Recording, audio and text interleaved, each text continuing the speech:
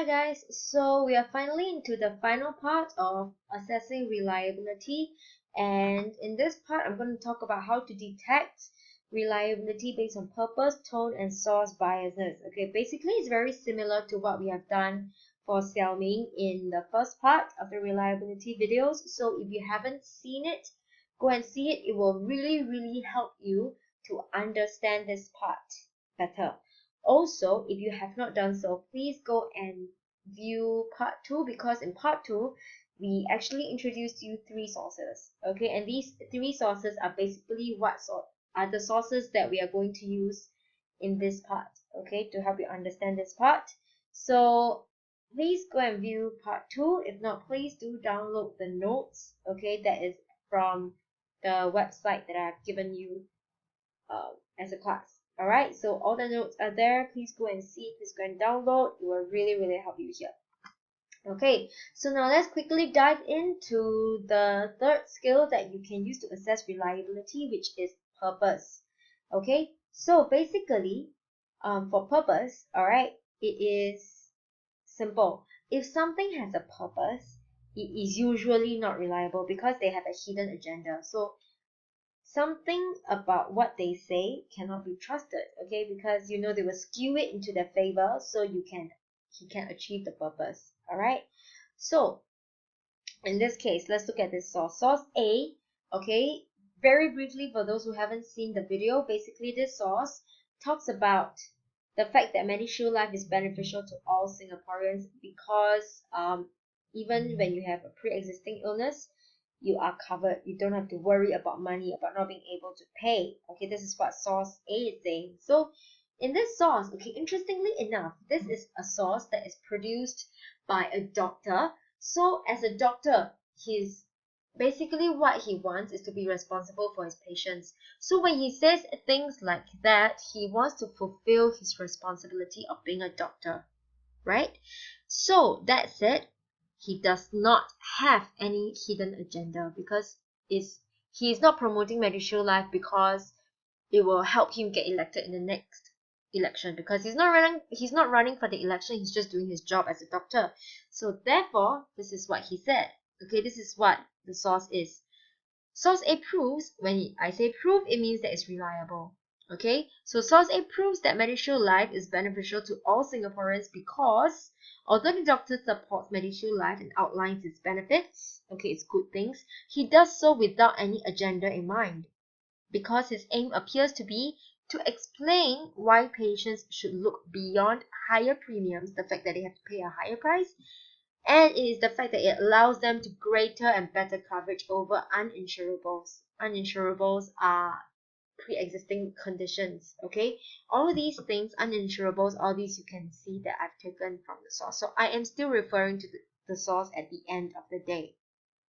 So as a medical doctor, he would know how important it is for the patients in the healthcare system to be covered so they can have access to healthcare. Now this part is similar. This part is similar to the first skill that we have learned to assess reliability, which is by provenance. By provenance, we only say that, oh, he is a medical doctor.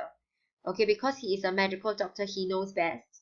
But here we actually explain further. As a medical doctor, he would know it's important for patients to their health in the healthcare system, and they can have access to healthcare. So he is fulfilling a responsibility here. When he's fulfilling a responsibility here, he's a responsible man, he can be trusted. Okay, so since his aim is to get Singaporeans to support MediShield Life for its benefits and not the promotion of any specific agenda, that he has nothing to gain for himself over here.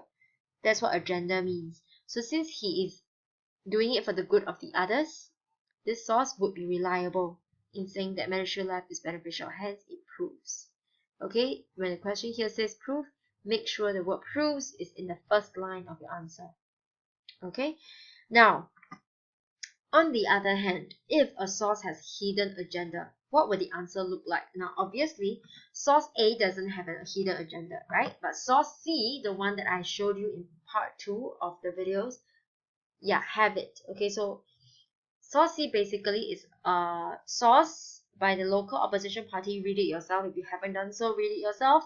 It's by a local opposition party, and he says that MediShield Life is not good because it will mean greater hardship for Singaporeans when they retire, simply because you are taking even more money out of the CPF account, so they have lesser money to fund for the retirement. Okay, so this source is written by a local opposition party. Now, source C, therefore, does not prove that MediShield Life is beneficial to all Singaporeans, simply because it is written by a local opposition party, and this source is written to convince Singaporeans that MediShield Life is not beneficial, hence not to support the government in this scheme. There is a hidden agenda in this publication of the source, which is to get the people to not support the government, especially with reference to the scheme. So when the government loses support in the next elections, they stand to gain. Right? Okay, so this is what I mean by hidden agenda. At the end of the day, by spreading this message that the Singaporeans it's not benefiting Singaporeans, they will stand to gain something at the end of the day. So since source C is published with an agenda in mind, it is not reliable, therefore it does not prove that MediShield Life is beneficial to all Singaporeans. Now, I've said this in the end of the part 3 of the series of this video. Basically, to reach this stage where you want to assess reliability through the use of purpose, you have to have assessed it using content in the first place. So you have to have 2 paragraphs of content and cross-reference. To know how to do that, please look at part 3 of the video.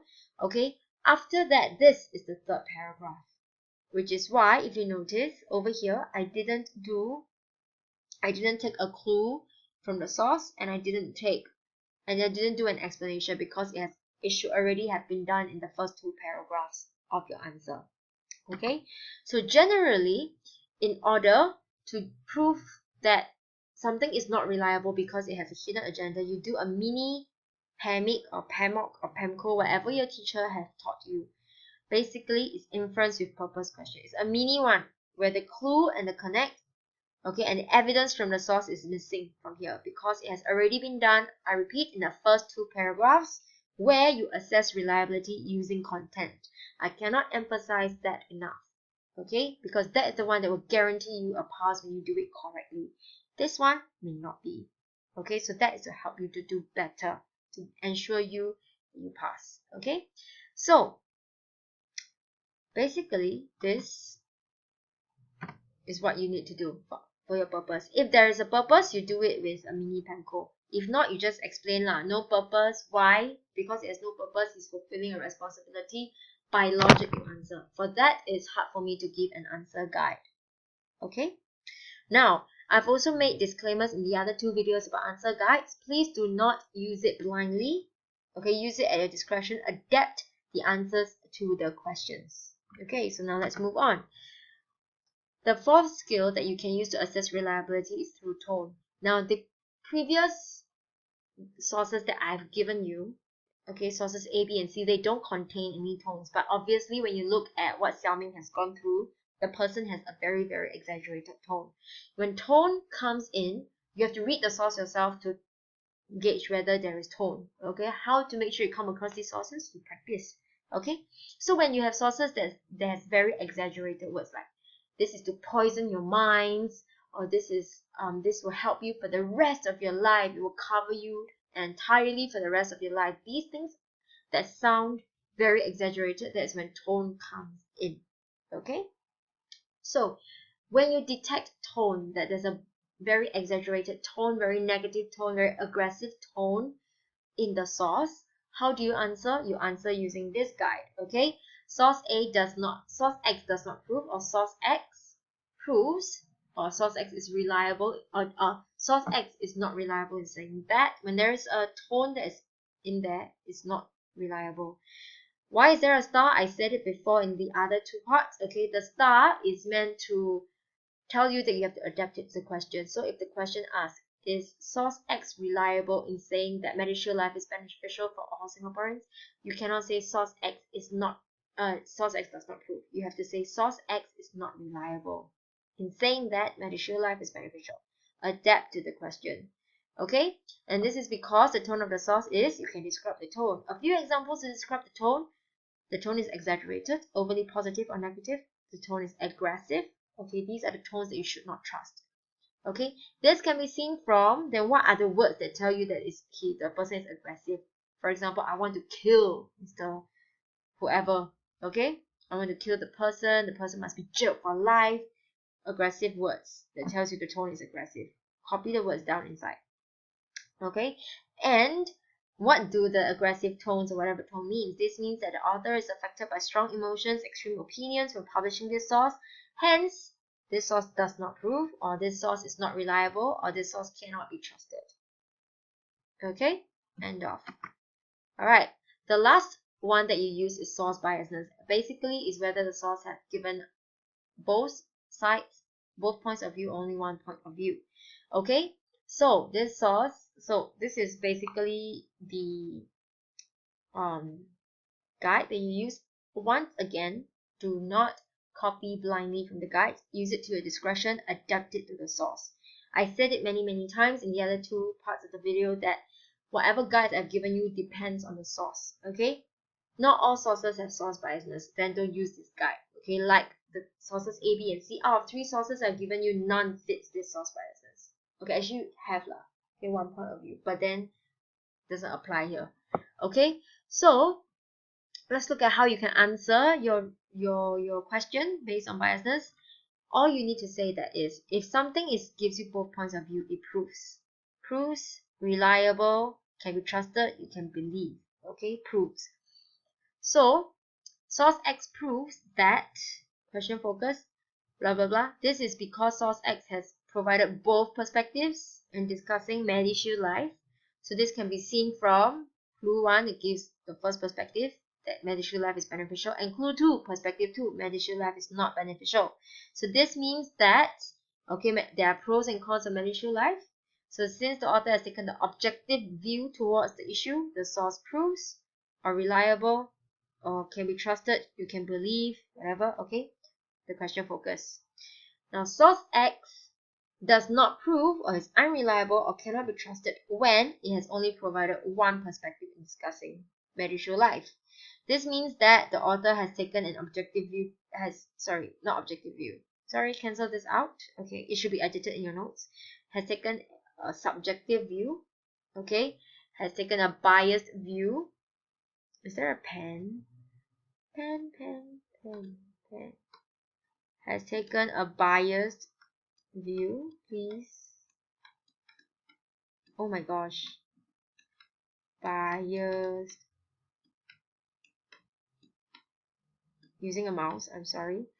Has taken a biased view towards the issue. So therefore, this source proves, or does not prove, or proves that. Oh dear, what's going on? Sorry, this should be does not prove. Okay, does not prove. This should be edited in your slides. Okay, I will edit it before showing it to you guys. Okay, does not prove that medissue life is beneficial. Okay, so basically I've gone through all the skills that you can use in order to detect bias, in order to see whether a source is reliable or not. Okay, so remember, these are the things that you should have. I said the guide are after all a guide. So when you are not using guide, please make sure that these are the things that are present in every paragraph of yours, okay, in your answer. Okay, for provenance typicality, remember to look at the origin of the source and check if it's representative of everybody. Okay, content, you have to infer source X where you use your 4Cs or IEE for inference, whatever your teacher has taught you, plus cross-refer to a source that supports, and plus cross-refer to a source that challenges. So this is one paragraph and this is one paragraph. Okay, so 2 paragraphs here. This is compulsory for exams. Okay, then you can go on to the rest if you have time and if you want. Okay, make sure you have content and a mini PEM code, which is your inference with purpose. Content, and then you describe tone, and then you must give evidence of loaded words. Okay, whatever aggressive tone, whatever that has been given. Okay, and source biasness, describe the perspective of the sources. Elements required must depend on source given. This is a very hit and miss. Okay, whether your source has or not. So basically, at the end of the day, this is a compulsory thing to have in your answers. Alright, with that, this is the end of my lecture. The summary of the notes are given at the back. of your PowerPoint slides. Thank you.